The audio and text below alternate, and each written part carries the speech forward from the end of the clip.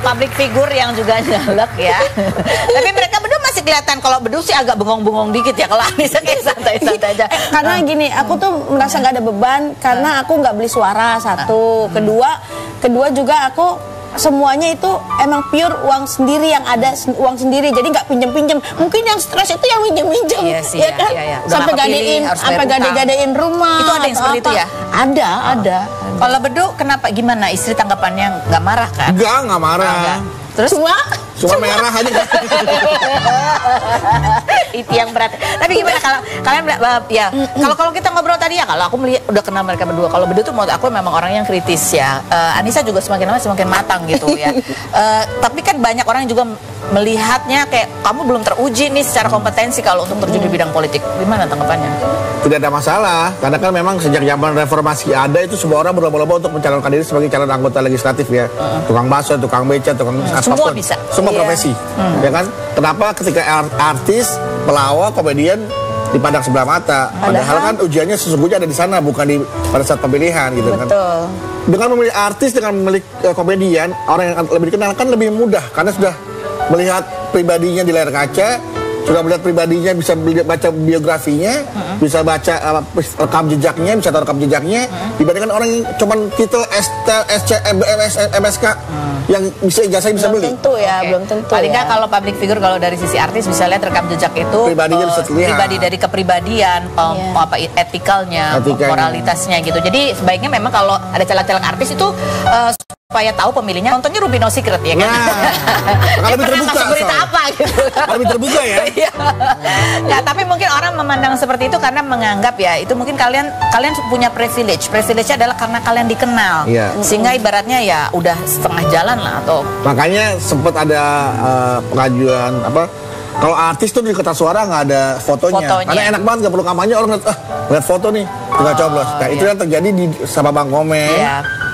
Nggak kampanye, nggak apa, tapi lihat fotonya yang lucu unik, orang nyoblos, mengarah ke sana. Iya, kalau aku sih sebelum terjun kan emang dari 2018 aku memang kuliah politik dulu ya, ada pendidikannya gitu, dan pendidikan itu juga nggak sekonyong-konyong aku tuh langsung bisa terjun langsung kepilih gitu. Enggak.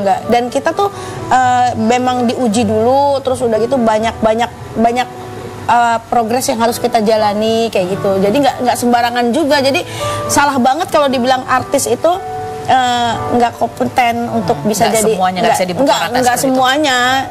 Ternyata banyak juga kok orang biasa, ibu rumah tangga biasa yang cuma dimodalin sama suaminya karena suaminya punya uang. Akhirnya tadinya cuma mendampingi suami karena suaminya udah habis masa jabatannya, dia yang maju. Padahal dia cuma ibu rumah tangga biasa cuma karena modal uang. Nah itu juga lebih parah lagi kan, nggak ada pendidikan politiknya kan. Jadi yang penting adalah apapun itu profesi sebelumnya gitu ya. Nah, tapi yang penting itu adalah bagaimana niatnya gitu kan, punya visi misi yang jelas nggak sih, dan komitmennya juga ya untuk menjadi betul-betul perwakilan rakyat. Betul sekali. Setuju banget. Ya? Setuju banget aku. Jadi jangan marah aku kalau dibilang kayak begitu ya. Iya, karena banyak artis yang pintar juga loh soalnya. Yang lucu juga banyak. Lucu kalau nggak punya program TV juga percuma. Masuk nyindir terus ya. Oke, baik, nanti kita ngobrol lagi. Ada Dena Devanka. Nah, kalau ini aku lebih nggak stres kalau membahas masalah rumah tangga. Ya? Kalau masalah negara aku agak pusing ya. Kita lihat profilnya berikut ini. Dena Devanka, perempuan kelahiran 1984 ini pernah menikah dengan Jonathan Frizzy atau Ijung selama 9 tahun dan dikaruniai 3 anak, namun resmi bercerai pada Februari 2022.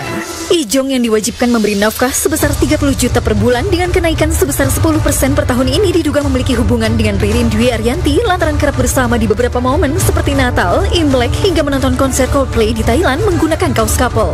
Dena yang saat Imlek diduga menyindir Ijung karena anak bungsunya menangis menanyakan angpau yang dipegang Ijung ini 21 Februari kemarin melakukan operasi plastik untuk menghilangkan lemak pada pipinya di Korea Selatan serta mengaku ingin terlihat tampil lebih muda. Benarkah Dena Devanka kecewa dengan sikap Ijung yang memegang angpau anaknya? Dan benarkah Dena Devanka melakukan operasi plastik karena ingin membuka hati dan siap menjalani hubungan baru? Saksikan kisah selengkapnya hanya di Rumpi No Secret. Oke, kita sudah bersama dengan Dena langsung gini, ini ada artikel jalani operasi plastik dan aku ada kekhawatiran. Aku langsung lihat ini, apa yang berubah sih? Apa sih Bu, diapain sih Bu? Jadi lebih mudah kan? Iya, diapain aja sih ditarik ini? Jadi ini namanya di fat graft. Fat graft tuh diambil lemak kita dari bagian paha aku, kemudian dia dimasukin diisi, kemudian kosong-kosong di sini, terus di bagian smiling line gitu. Terus yang paling lebih signifikannya sih ya di namanya mini lift. Jadi mini lift tuh kayak ditarik di sini kayak karos gitu loh. Kalau facelift kan semuanya. Jadi aku cuma di mini lift aja. Oke. Ini ada sponsor atau bayar sendiri? Sponsor. Alhamdulillah. Alhamdulillah ya gitu. Memang karena kan aku memang direkomend sama dokter aku, dokter Chen. Kemudian ngelihat hasilnya juga. Terus memang secara langsung juga aku memang dikontak sama hospital di Korea. Nggak apa yang akhirnya memutuskan, kenapa akhirnya memutuskan ya udahlah coba aja gitu? Karena kan biasanya nih tiap bulan aku kan botox ya, botox tuh suntik lemak lah gitu-gitu terus gitu. Terus begitu aku ada tawaran dari sana, tapi memang biaya kayak tiket hotel memang aku sendiri lah ya gitu loh.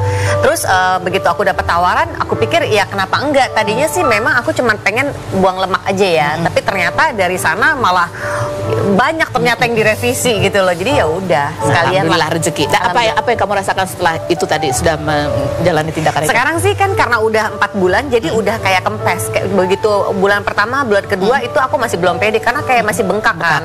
Jadi si lemak, si fat graftnya itu memang masih adjust sama si kulit kita. Kamu gitu nggak tidurnya duduk? Enggak. Cuman hari pertama aja. Oh, hari pertama tidurnya duduk gini? Iya, duduk. Terus nggak boleh nunduk gini ya? Serius, nggak boleh nunduk? Tapi enggak sih, pokoknya duduk aja, duduk terus kayak setengah inilah berbaring. Setengah gini? Iya. Nggak boleh gini, miring-miring gitu nggak boleh? Musek-musek gitu nggak boleh? Berat banget ya. Nggak, tapi secara dari hati dan perasaan, apa yang kamu rasakan? Oh, happy lah. Jadi sekarang begitu ngeliat hasilnya, apalagi kemarin kan baru ketemu sama sepupu-sepupu, bilangnya kalau sepupu kan udah tahu aku dari kecil kan gitu. Jadi memang aku berusaha untuk tidak merubah dalam bentuk apapun, tapi untuk lebih muda, jadi anti-aging oke banget gitu. Ini kenapa Mbak? Karena memang ada yang lebih muda, enggak lah, ini kan yang lebih baru. Ini kan salah satu bentuk self love, bener kan gitu. Jadi kalau kita membahagiakan diri, mempercantik gitu loh. Jadi untuk nanti bonusnya dapat jodoh atau apa ya itu kan bonus. Itu bonus gitu. ya. Baik, ini ada postingan lagi ya. Dena, soal lepas dari toxic relationship ini kan kamu suka menjawabin pertanyaan netizen. Panjang ya, kan ini skripsi juga ya kan. Banyak DM masuk ke aku kalau wanita pasti aku reply. Mostly banyak yang cerita kisah hidupnya karena tersakiti dan nggak bisa keluar dari hubungan yang toksik. Well, aku selalu kasih sedikit saran ya.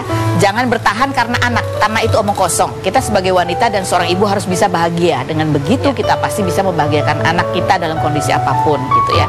Always believe in yourself, Mom. God always have a way for us. Percayalah, orang baik akan dipertemukan dengan yang baik, sedangkan yang jahat akan bersatu dengan yang jahat. Itu sih benar ya, aku alami sendiri. Ya, kamu alami sendiri? Alami. Kamu ketemu siapa? Jadi memang gini, jadi karena ada kisah hidup aku lah ya, mungkin orang banyak tahu. Terus ternyata tuh banyak sekali orang-orang, khususnya ibu-ibu ya, yang akhirnya jadi curhat Karol sama aku, Kak, apa gimana ya, Mom gimana gitu loh. Terus ya kita curhat, tapi aku juga kan, aku kan bukan expert, aku bukan psikolog atau apa. Jadi aku bilang ya gimana, terus bilang ada yang di KDRT sama suami tapi takut karena dia nggak bekerja atau apa. Nah itulah kadang-kadang tuh aku mengaca sama case aku dulu ya. Dulu aku takut banget Kak Ros untuk bisa bercerai, gimana ya ngidupin anak segala macam. Tapi ternyata walau-alam lah gitu loh, akhirnya ada aja rezekinya gitu, dimudahkan. Bener-bener memang keluar dari hubungan toksik itu memang apa ya, mungkin susah di awal, tapi begitu dijalanin asal kita yakin, udah deh gitu loh. Mungkin karena secara perasaannya mungkin udah jadi lebih lega ya? gitu, daripada kita capek hati ya kan. Gitu. Ini kedepannya gimana gitu ya? Kalau Ijong kemarin ditanya kan, kedepannya dia akan seperti ini. Selain berikut ini ya. Jangan kemana, tetap di Unti.